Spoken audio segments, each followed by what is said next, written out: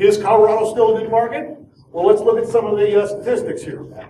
Population growth. Colorado is the 7th fastest growing state. Is there a population will be 5.5 million by 2022? And that's pretty big. That's almost double in the last 20 years, and I suspect it'll keep growing at a fast pace. We've got a booming economy. Job growth is number 4 in the nation. And what drives an economy? Jobs, jobs, jobs. We all know that.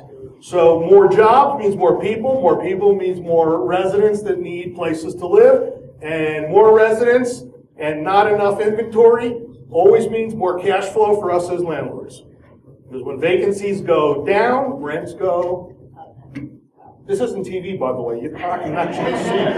You can participate here. When vacancy goes down, rents go up. Wow. All right.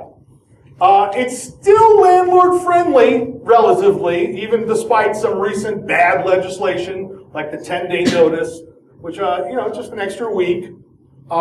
Just as an aside, we usually bribe our tenants to leave. How many people do that? Just cash for keys, get out, even though they owe money.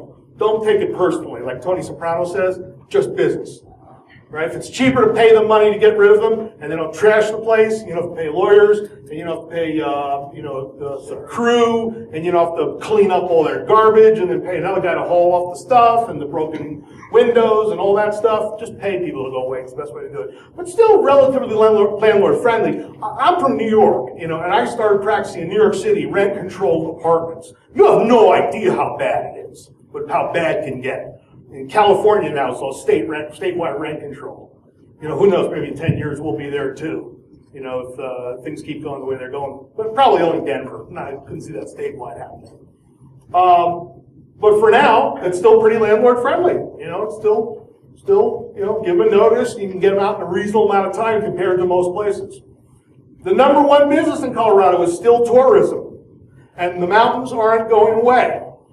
So it's not like, there's a, Disney or a big employer or something that can fold up and go away. It's still the beauty of Colorado that attracts people to live here, the weather, and that's a good thing. Denver is still number 1, according to most experts, in appreciation of housing values, and for the next 4 years, as predicted, it still will be number 1 of all the markets in the country. Some people disagree, but look, if it goes up, is everybody happy? Yes. If the bottom drops out, what do we do? Buy more. Some of the best stuff I bought was in 2009, 2010, 2011. It's tough being a landlord then. How many people remember how bad it was? It was tough. Rents were low. They were almost 60, 70% lower than they are now. But everything I bought in those 3 years have doubled in value. Some cases tripled in value. Rents have gone up in the last 8 years almost 100% for me. Maybe 85 to 90% increase. And that's pretty darn good. So either way, it's win-win, right? We win either way. So especially if you're playing the long-term game, which as a landlord, we're playing the long-term game. Now, as a real estate investor, I've been investing here in Colorado since 1993. And I've done a lot of different types of deals. I've done fix and flips and hard money loans and owner carries and lease options and apartments. Commercial, but I've really made the most amount of money and had the most amount of success with just single family homes. Working class tenants, just buy it, keep it, and rent it out.